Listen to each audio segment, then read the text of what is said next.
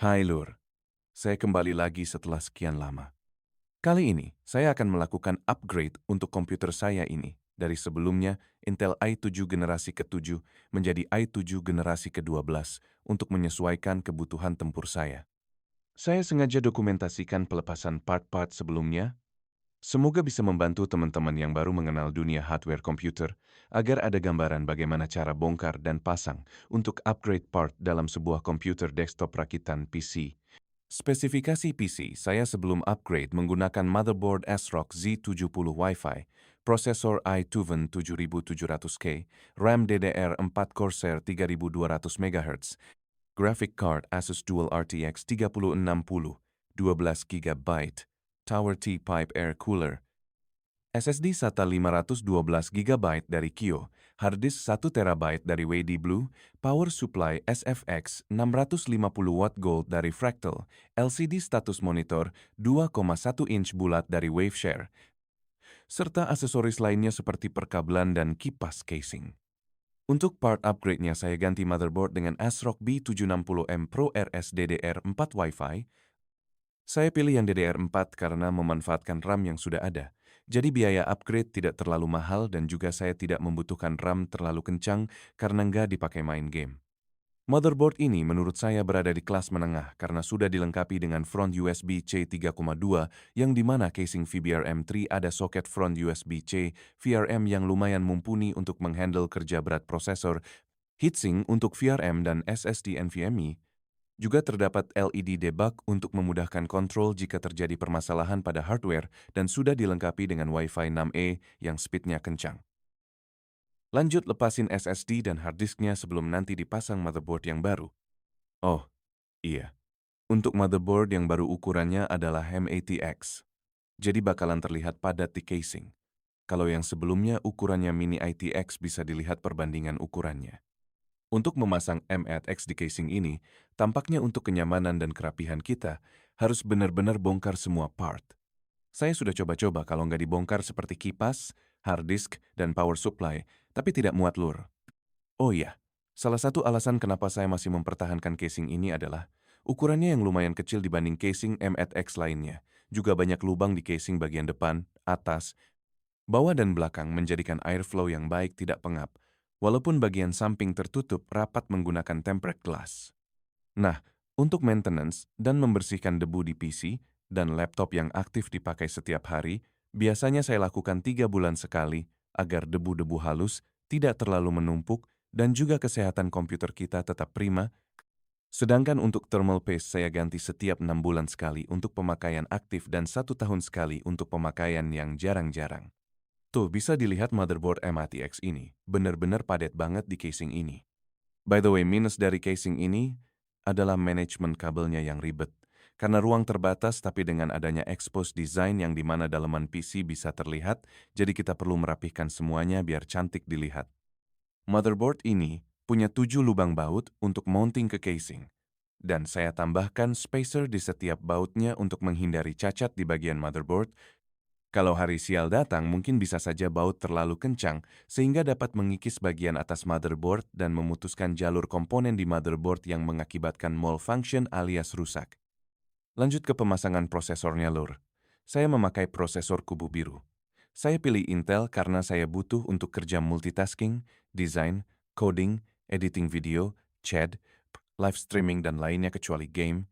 Saya pakai i7 12700K yang dimana prosesor ini sudah bisa di overclocking dan memiliki iGPU, sehingga saya bisa pakai konfigurasi double GPU, di mana saya set iGPU untuk prioritas dan saya hubungkan monitor ke soket display di motherboard dan saya set graphic card untuk kerja saat menjalankan aplikasi-aplikasi berat.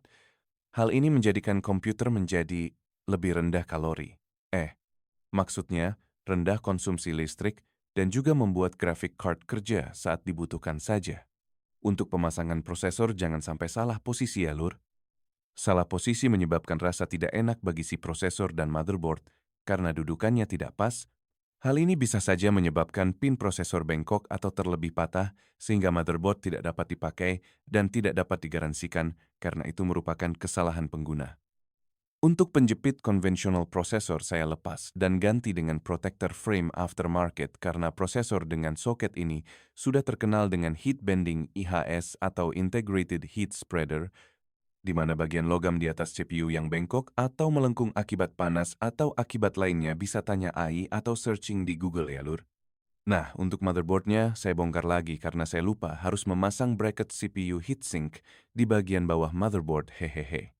Untuk cooler, saya pakai PC Cooler H4 yang memiliki 4 pipe menyambung kanan-kiri dan memiliki TDP 180 watt dengan kipas hydrodynamic bearing yang lumayan silent dan juga ada pemanis ARGB di bagian atas serta di bagian kipas.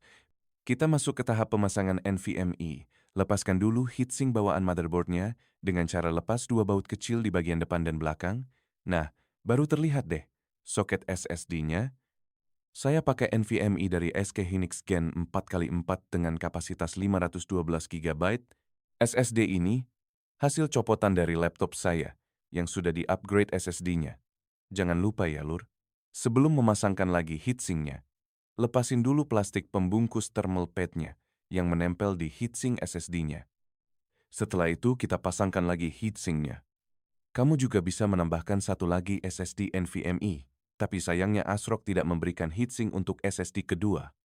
Selanjutnya kita pasangkan RAM-nya. Hati-hati jangan sampai terbalik, pastikan sekat antara lubang soket kanan dan kiri pas ya. Untuk konfigurasi pemasangan soket RAM, kamu bisa baca di buku panduan bawaan motherboard atau bisa download PDF Digital User Guide di website motherboardnya. Pastikan kuncian soket RAM sudah terbuka saat RAM akan dipasangkan, dan RAM harus terpasang dengan benar. Biasanya ada ciri suara klik yang khas saat RAM terkunci dengan cara ditekan. Untuk motherboard ini kuncian sebelah kirinya mati, jadi kita harus memasang dan menekannya duluan baru yang sebelah kanannya. Langkah selanjutnya kita pakaikan thermal paste di IHS CPU. Saya memakai Arctic MX6. Thermal paste ini tidak terlalu encer dan juga tidak terlalu kental, padat, sehingga akan mudah menyebar saat kita merekatkan coolernya nanti. Saya menggunakan X-Pattern untuk thermal paste-nya. Mungkin ada beberapa teknisi yang akan meratakan thermal paste-nya sebelum dipasangkan cooler, tapi saya memilih diratakan oleh tekanan press dari coolernya saja biar maksimal. Dan selama ini saya tidak ada masalah dengan pattern atau cara pengaplikasian thermal paste seperti ini. Ini hati-hati lupa juga. Lepaskan plastik pembungkus kontak heatsinknya, karena kalau lupa suhu prosesor bakalan panas lur. Cooler ini memiliki tinggi 13,3 cm yang mana masih aman dipasangkan di casing VBR M3. Nah, untuk teman-teman selalu cari tahu dulu tinggi maksimal coolernya sebelum beli ya. Takutnya ketinggian jadi mentok dan gak bisa dipasang. Lalu kenapa saya pakai air cooler? Kenapa tidak pakai AIO water cooler? Jawabannya ada 3. Yang pertama, casingnya tidak support untuk water cooling. Dan kedua, air cooler lebih mudah perawatannya dan juga lebih awet. Kalaupun kipasnya rusak gantinya sangat mudah. Yang ketiga, ya harganya murah. Tapi cooler ini nggak murahan loh secara material. Oke, next kita pasangkan graphic card-nya. Atau banyak orang bilang VGA atau GPU. Pemasangan GPU ini harus hati-hati. Posisikan pin lurus di soketnya baru ditekan agar kuncian soketnya mengunci. Setelah itu pasang baut di back panelnya. Jangan terlalu kencang karena banyak kasus lubang baut akan slack dan susah kencang lagi. Lalu kita pasangkan hard disk dan SSD tambahan jika ada. Dan inilah penampakannya setelah semua terpasang. Memang kabel-kabel masih terlihat agak semerawut, tapi ya apa daya memang tidak ada ruang untuk menyembunyikan kabel yang banyak ini. Oke, kita tes nyala sebelum casingnya ditutup rapat. Takutnya ada problem nanti harus buka lagi. Daan glowing. Hahaha. Nah, kan kejadian. Oke, kita lepas. Dan bersihkan pin RAM-nya. Lalu kita pasangkan kembali. Sepertinya SSD SATA akan saya lepas saja. Jadi kurang bagus secara estetika. Lagian untuk data storage, saya pakai hard disk konvensional saja. Kita cek BIOS apakah ada hardware yang tidak terdeteksi. Jika semua sudah oke, kita pasangkan penutup casingnya dan proses upgrade pun selesai lur. Nah, ini preview dulu. Sebelum casing ditutup untuk gambaran bagi teman-teman yang mau pakai casing ini. Saya perlihatkan jarak-jarak antar part biar bisa kebayang.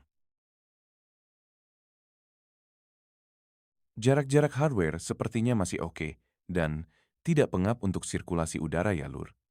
Diperhatikan nih, untuk pemasangan pin-pin header dan pin kipas serta ARGB harus dipasang sebelum memasang kipas di bagian bawah, karena posisinya tepat terhalang oleh kipas. Juga harddisk dan aksesoris yang akan dipasang di bagian bawah, tentunya harus dipasang setelah memasang pin-pin yang ada di bagian bawah. Oh iya teman-teman semua, jika video saya ini bermanfaat, silakan di-share atau repost dengan mencantumkan nama channel saya. Dan jangan lupa subscribe ya. Subscriber saya masih sedikit sekali Hicks. Hicks.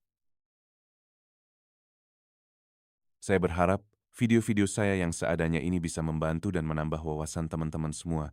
Dan jika ada perkataan saya yang salah, mohon dikoreksi dan dimaafkan ya. Saya juga masih terus belajar hingga hari ini. Bagi teman-teman yang mau request perbaikan sesuatu, boleh di komen ya.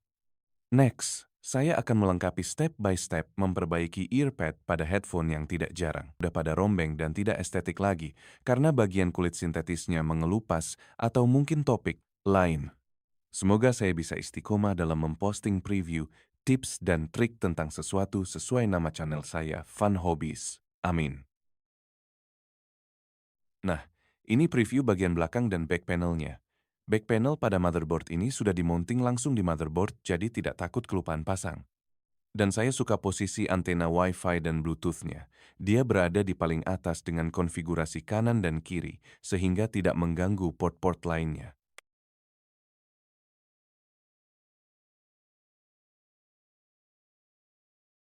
Oh iya teman-teman, saya minta maaf kalau videonya boring karena nggak ada lagu back sound ya. Oke, semua sudah oke. Kita pasangkan kembali dan posisikan di meja kecil saya. Kita nyalakan ya teman-teman. Bismillah.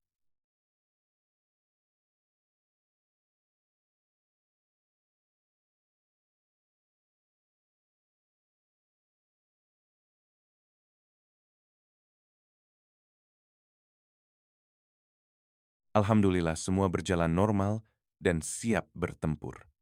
Sekian video dari saya, semoga bisa menginspirasi teman-teman semua. Mohon maaf apabila masih banyak terdapat kekurangannya. Kalau ada yang mau ditanyakan boleh tulis di komen ya. Salam hangat, semoga kita semua diberikan selalu kesehatan dan rejeki, amin.